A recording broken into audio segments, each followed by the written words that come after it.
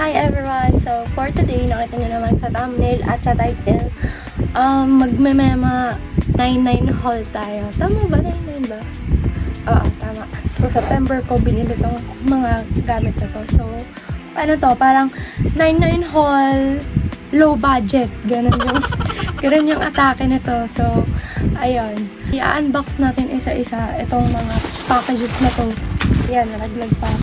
Tapos, ipapakita ko sa inyo yung original price niya and kung magkano ko siya nakuha. So, let's go.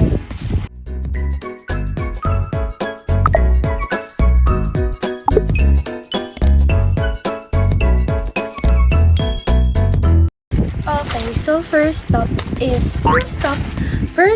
item is itong, wait, bago ko pala simulan, since 99 sale siya sa iba't ibang app. Merong 99 sale sa TikTok, 99 sale sa Lazada, ayan. So, yun yung dalawang app na pinagbilihan ko nitong 99.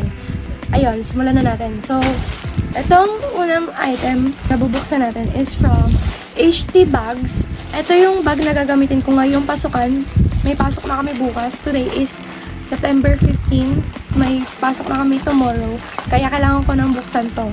So, tingnan natin. Hindi ko pa siya nakikita since nung dumating. Dumating siya parang September 10, sa mga ganun. Ano to leather bag siya.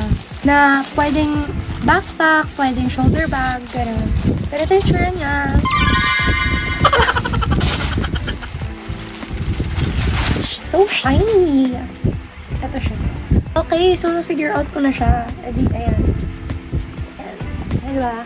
Yan, dumating siya na nakaganyan. So, eto, hindi siya nakakabit. Dito mo siya ikakabit yan.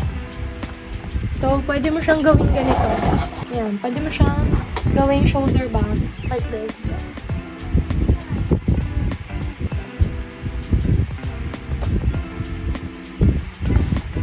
Pwede mo siyang gawin ganyan. And then, pwede mo din siyang gawin ganito. So, hilain mo lang siya dito. Hilain mo lang siya dito. And then, the other strap. Kaya mo lang silang dalawa. Yan. Pwede na siyang maging backpack. Ayan. Backpack na siya. Diba? Super nice.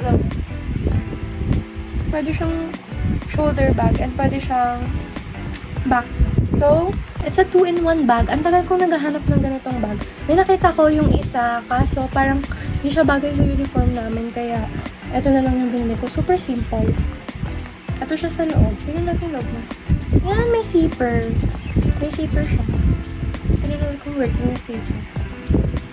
Ay, nakabaliktad bakla. Tingnan natin kung working yung zipper. Ayan, working yung zipper. So, goods naman yung item. Ang hindi ko lang gusto dito, wala siyang bulsa sa loob.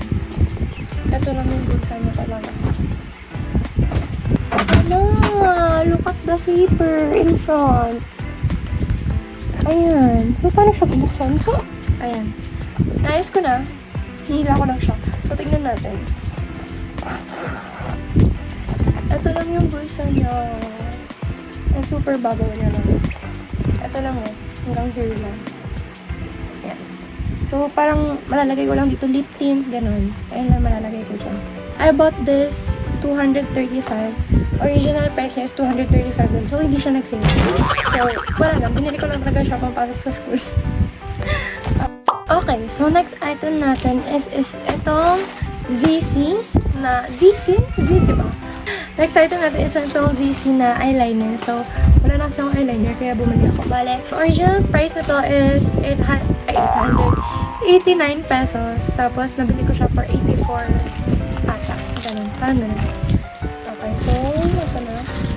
In fairness, for a liquid liner, ang dami niyang balag. Ay, kasi wala siyang box. Bubble wrap lang talaga. Ito lang siya. Ching!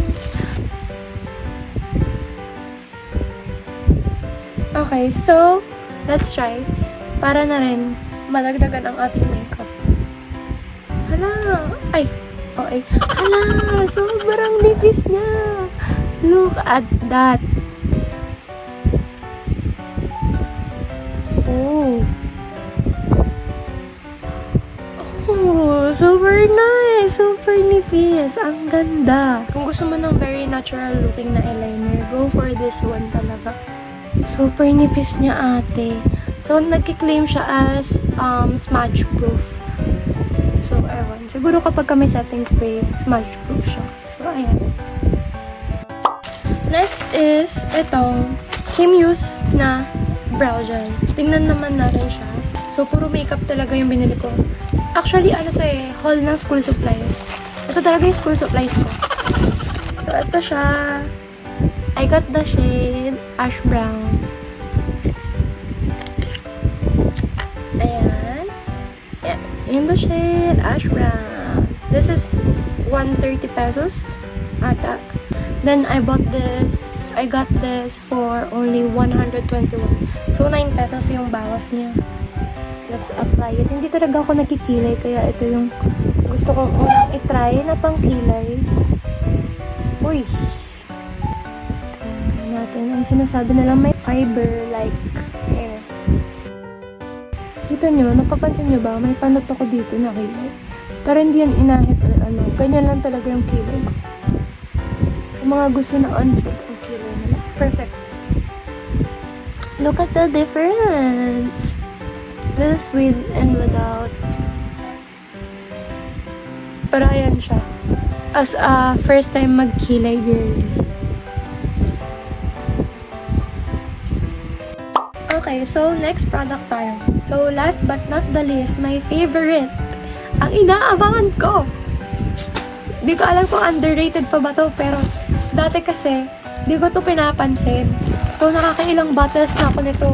Tapos, madalas din ako nako-compliment.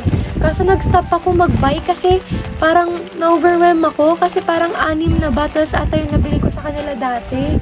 Tapos hindi ko siya naubos. Parang yung iba pinangregalo ko. Nag-hoard ako sa kanila malala nung nagpapa-promo sila ng parang 300 plus pa yun eh. Kanila ngayon 400 na sila. Pero, etong 99 sale. Nag-sale sila ng 485 ml na for 400 pesos.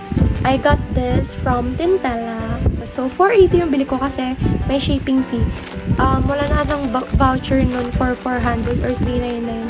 Kaya, siya, may shipping siya. Pero, okay lang kasi I like this one. Okay, tignan natin kung anong scent to. Hindi ko pa nakikita. Dun, dun, dun, dun, dun, dun, dun, dun, dun. Sweet like candy. Akala ko, eklat or Ayan, sweet like candy. Kahit may plastic, nakaamoy ko. Ang bango. So, ang tamis. Ang tamis talaga. Ano siya? Tamis. Hindi nakakaumay. Like, tamis na rar. Ganon. Katy Perry Meow. Alam ko kasi, itong dalawa is magkaamoy. So, hindi ko alam kung ano yung mas mabebetan ko sa kanila. Kasi alam ko, bumili na ako ng meow sa kanila. So, yung Sweet Like Candy kasi, ang gusto ko talagang inspired scent ng Sweet Like Candy, yung sa Ian Darcy. Kaso lang, 300 kasi yun per bottle. Ito talaga, yung Katy Perry Meow. Amoy fresh talaga siya na matamis, pero hindi sobrang tamis. Mas more like fresh na amoy siya. Itong Sweet Like Candy, amoy pagkain siya na matamis. Ganon. Pero hindi amoy chocolate ha. Sakto lang yung tamis niya. May pagka-fresh, pero parang may pagka-fruity. Ganon. So, open na natin yung Coco. Nakalimutan ko na yung amoy ni Coco. Pero alam ko amoy elegant si Coco. Yun yung natatandaan ko sa kanya. And talagang kapag ka naamoy mo siya See, yun. Ganon. Amoy flower. Amoy flower na amoy elegant na amoy sweet girl. Ganon talaga. Na mayaman. Ganon. Ayun lang ang ating haul for Mema haul for 99 sale. Wait.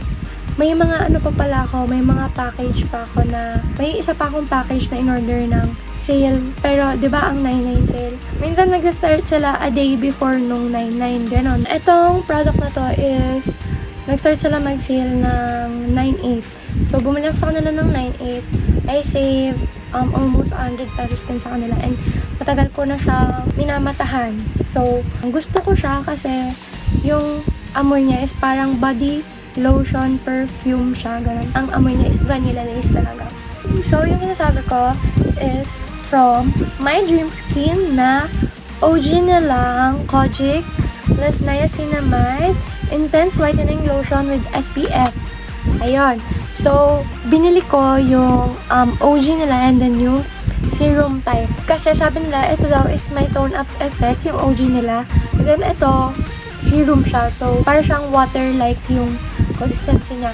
Pero, surprisingly, pag tinatry ko to, wala namang tone up effect. Ang ina-expect kong may tone up effect na parang white cast talaga na, alam mo yun, yung parang nagbubuo sa skin mo na white. Pero ate, hindi. Para lang siyang normal na lotion. Kaya I very love this. So parang napaisip ako, bakit ako bumili ng serum type? Kung pares lang naman sila ng OG. Ganon. Pares lang naman sila ng effect and ingredients. Talagang gumawa lang si CEO ng My Dream Skin ng serum para dun sa mga nakakapansin ng tone-up effect ng OG nila.